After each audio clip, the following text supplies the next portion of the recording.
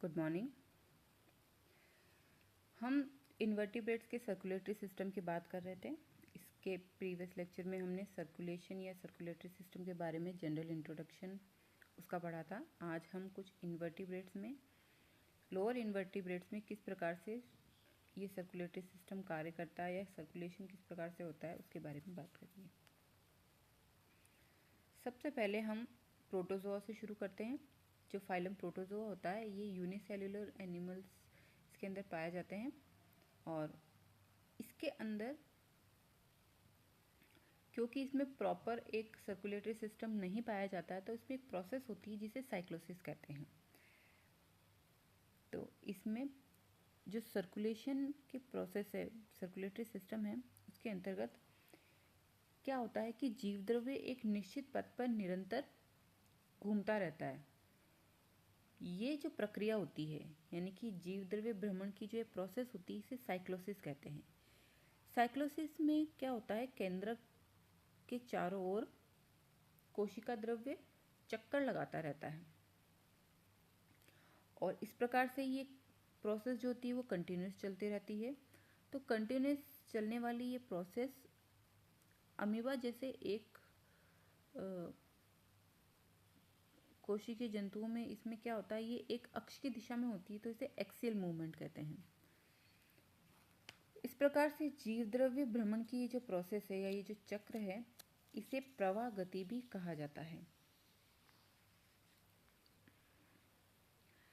और ये जो प्रोसेस है वैज्ञानिक इसे कोशिका द्रव्य की स्ट्रीमिंग मूवमेंट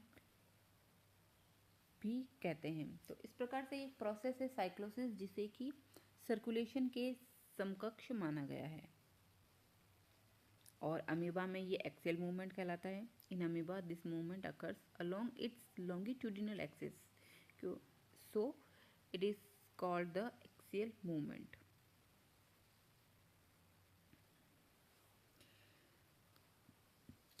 ये साइक्लोसिस की जो प्रोसेस है वो इसका युग्लिना भी इसका एक उदाहरण हो सकता है। युग्लिना अगर इसको पोषण की दृष्टि से देखें तो ये स्वपोषी है और इसमें जो जीव द्रव्य भ्रमण होता है एक्चुअली वो इतना क्लियर नहीं होता है, परंतु फिर भी ये एक सरल विधि के द्वारा इसके अंदर परिसंचरण होता है। अब हम बात करते हैं पैरामीशियम की। पैरामीशियम में जीव द्रव्य भ्रमण में क्या होता है कि प्रोटोजोआ संघ, ये प्रोटोजोआ संघ के सीलिएटा वर्ग का जंतु है और ये स्वच्छ जल में रहता है। तो इसमें क्या होता है कि पैरामीशियम में के शरीर में जो प्रोटोप्लाज्म होता है ये लेफ्ट से राइट की ओर यहाँ पर परिभ्रमण, जो गोल गोल घूमने की प्रोसेस है इसको परिभ्रमण कहते हैं, वो ये प्रदर्शित करता है। अब ये जो गति है ये क्लॉकवाइज मूवमेंट होती है और कोशिका द्रव्य के इस प्रकार के चक्रण से बॉडी की जो फूड वैक्यूल्स होती है वो भी परिसंचरण प्रदर्शित करती है, यानी कि ये एक निश्चित पथ पर और निश्चित दिशा में होती है। साइक्लोसिस के संयोग से ही पैरामीशियम में डाइजेशन और एसिमिलेशन की प्रोसेस होती है। एंडोप्लाज्म की चक्रीय गति के कारण जब कोई नई फूड वैक्यूल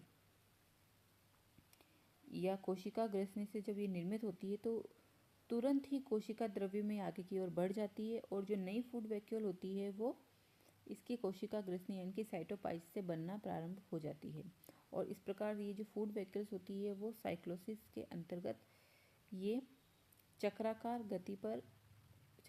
पथ पर गति करते हुए ये मूवमेंट दर्शाती है या गति करती रहती है। ये जैसा कि हम इस चित्र में देख सकते हैं पैरामीशियम में ये फूड वैक्यूल्स बनती हुई दिखाई दे रही है और ये एक निश्चित पथ पर आगे बढ़ती है। इस प्रकार धीरे धीरे सरकती हुई पहले ये आगे के भाग की और इसके एंटीरियर पार्ट पर पहुंचती है, उसके बाद में ये इसके पश्च भाग तक आती है और लास्ट में ये साइटोपाइस तक पहुंचकर विसर्जित कर दी जाती है, यानी कि शरीर से बाहर निकाल दी जाती है। तो इसको शरीर से बाहर निकालने से पहले ये जो क्लॉकवाइज भ्रमण होता है, साइक्लोसिस होता है, इस दौरान ही खाद्य पदार्थों का पाचन संपन्न कर दिया जाता है। तो इस प्रकार से इसमें ये जो साइक्लोसिस की प्रोसेस होती है वो संपन्न होती है। अब हम बात करते हैं सेकंड प्रोसेस डिफ्यूजन की। पहली प्रोसेस थी साइक्लोसिस, जो कि प्रोटोजोआ संघ के सदस्यों में ही पाई जाती है, पैरामीशियम या यूग्लिना में। डिफ्यूजन की जो प्रोसेस है वो कुछ अधिक विकसित यानी कि मल्टी सेलुलर जो एनिमल्स है जैसे कि साइकन है, उसके अंदर डिफ्यूजन की प्रोसेस के द्वारा सर्कुलेशन होता है। संघ पोरिफेरा में साइकन जो कि एक स्पंज है, इसमें डिफ्यूजन के द्वारा ही परिसंचरण संपन्न होता है। अगर हम साइकन की बात करें या ऐसे ही किसी स्पंज की बात करें तो हम ये जानते हैं कि इन जंतुओं का जो शरीर होता है उसमें बहुत सारे छिद्र पाए जाते हैं। इनकी एक्चुअली सारी बॉडी पर बहुत सारे छिद्र होते हैं। ये दो प्रकार के होते हैं। छोटे छोटे जो छिद्र होते हैं, इन छिद्रों से जो वाटर करंट होती है वो इनकी बॉडी में प्रवेश करती है, जबकि कुछ एक छिद्र जो होता है जिससे कि शरीर से जल की धारा बाहर निकलती है। एक्चुअली से ये जो छोटे छोटे छिद्र होते हैं वो तो ऑस्टिया कहलाते हैं, लेकिन जो शीर्ष पर ये छिद्र पाया जाता है ये ऑस्क्यूलम कहलाता है।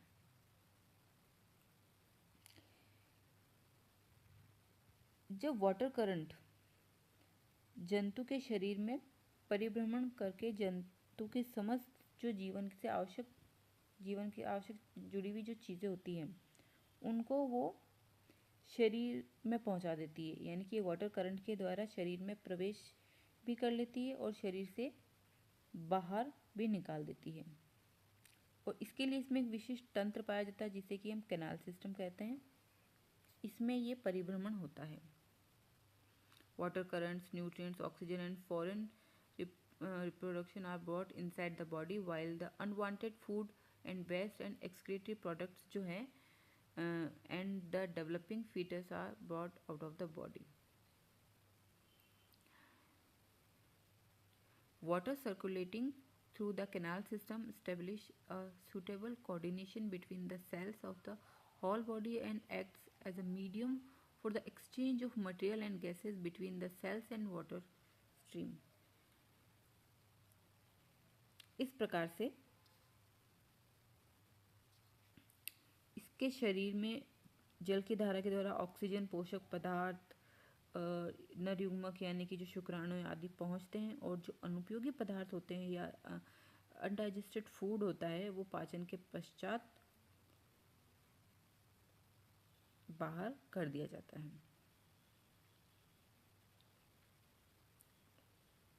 देखिए इस चित्र में जैसे कि हम देख सकते हैं, जो ऊपर की तरफ एक छिद्र पाया जाता है उसे ऑस्कुलम कहते हैं, जिसके द्वारा वाटर करंट बाहर निकलती है। और शरीर के ऊपर बहुत सारे छोटे छोटे छिद्र पाए जाते हैं जो कि ऑस्टिया कहलाते हैं। इनके द्वारा शरीर के अंदर जल आता रहता है। साइकन, क्योंकि हम ये जानते हैं कि ये द्विस्तरीय जंतु है और इसमें कैनाल सिस्टम के द्वारा जल इसके शरीर में निरंतर आता रहता है, यानी कि शरीर की अधिकांश कोशिकाएं, चाहे वो शरीर के बाहर की ओर हो या भीतर की ओर, वो लगातार जल के संपर्क में रहती है। जल एवं जंतु कोशिकाओं के मध्य ये आदान प्रदान की जो प्रोसेस होती है वो हमेशा चलती रहती है। और डिफ्यूजन के द्वारा ऑक्सीजन और जो पोषक पदार्थ है वो कैनाल सिस्टम में उपस्थित वाटर करंट से कोशिकाओं में पहुंच जाते हैं। और साइकन में श्वसन और पोषण की क्रिया इस प्रकार से इसमें संपन्न हो जाती है। इसी प्रकार रेस्पिरेशन के दौरान निकली हुई जो कार्बन डाइऑक्साइड है या जो उत्सर्जित करने वाली अमोनिया है वो भी डिफ्यूजन के द्वारा साइकन के शरीर से बाहर निकाल दी जाती है और जो कि जल की धारा के माध्यम से बाहर आ जाती है। अब ओबिलिया हाइड्रोजोआ का जंतु है और ये एक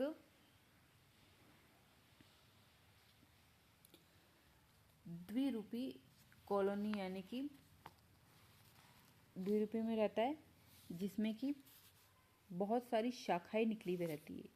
इनके शिखर पर इसकी संरचना की अगर अपन बात करें तो इनमें बहुत सारे पॉलिप्स और नीचे की ओर कुछ गोनोजोइड्स यानी कि ब्लास्टोस्टाइल्स निकले रहते हैं और संपूर्ण जो इसकी कॉलोनी होती है ये कुछ नलिका जैसी संरचनाओं से मिलकर बनी होती है।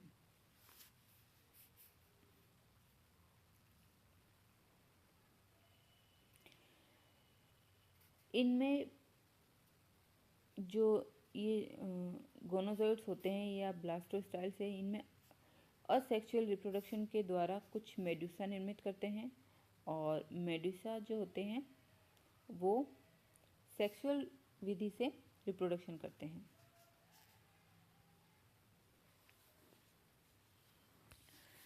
तो इसमें क्या होता है, ओबिलिया कॉलोनी में बॉडी का बाहरी और भीतरी स्तर ये भी लगातार जल के संपर्क में रहता है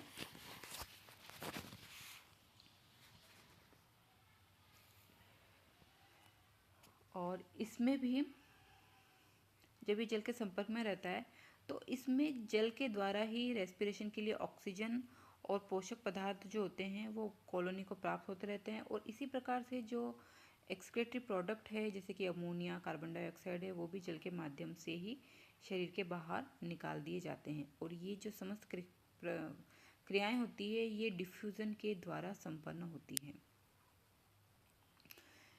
इसमें जो डिफ्यूज़न में कोशिका झिल्ली जो होती है वो एक तरह से पारगम्य झिल्ली की तरह कार्य यहाँ पर करती है। The exchange of material and gas occurs by diffusion, which is body cells and water in which the cell membrane of plasma lemma serve as the suitable permeable membrane। यानी कि इस दौरान जो इसकी प्लाज्मा लेमा होती है वो एक परमिएबल मेम्ब्रेन की तरह कार्य करती है।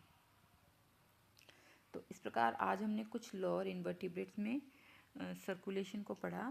इसके आगे की बातचीत हम नेक्स्ट लेक्चर में करेंगे। धन्यवाद।